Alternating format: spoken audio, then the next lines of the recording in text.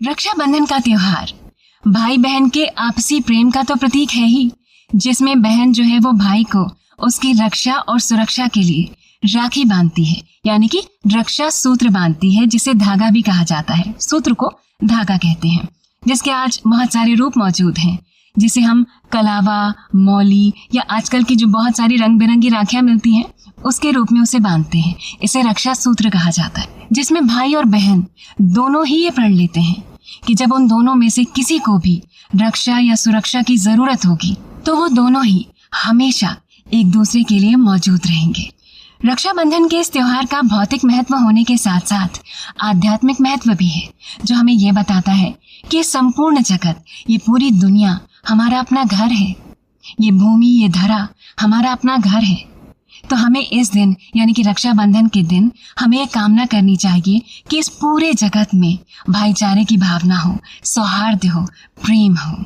और रक्षा सूत्र यानी कि राखी इस बात का प्रतीक है कि हमें अपने अंदर की सारी बुराइयां, काम, क्रोध, लोभ, मोह, ईर्ष्या, द्वेष, ये सब दूर करने चाहिए। इस बात का प्रण लेते हुए हमें ये सूत्र बांधना चाहिए, ये राखी बांधनी चाहिए कि हम अपने अंदर से ये सारी बुराइयां दूर करेंगे। ये इस बात का प्रतीक है, ये बुराइयों को दूर करने का प्रतीक है ये सूत्र। और जो आप माथे पर टीका लगाते हैं वो आपकी आध्यात्मिक जागृति का प्रतीक है, जो आपको ये बताता है कि जब आप अपनी सारी बुराइयों पर काबू पाना शुरू कर देते हैं, उन पर काम करना शुरू कर देते हैं, तो आपकी आध्यात्मिक जागृति होना शुरू हो जाती है, जिससे आपके आज्ञा चक्र की जो ऊर्जा है वो एक्टिवेट होना शुरू हो जाती है।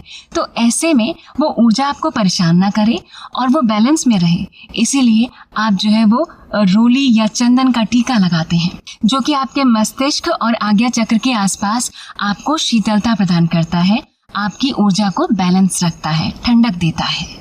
और जो मिठाई आप खाते हैं वो इस बात का प्रतीक है कि उस मिठाई की मिठास का स्वाद लेने के साथ साथ आप उसकी मिठास को अपनी जुबान में घोलें, ताकि जब आप बोलें तो मीठा बोलें, मधुर बोलें और आपके रिश्ते और समाज में मिठास बनी रहे।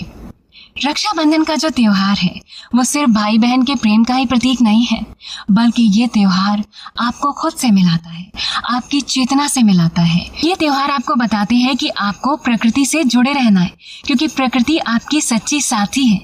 तो रक्षाबंधन के दिन भाई बहन न सिर्फ एक दूसरे की रक्षा और सुरक्षा का प्रण लें, बल्कि वो इस बात का भी प्रण लें कि वो प्रकृति की रक्षा करेंगे, उसकी सुरक्षा करेंगे, क्योंकि प्रकृति है तो हम हैं। इसी के साथ आप सभी को रक्षाबंधन की ढेरों शुभकामनाएं।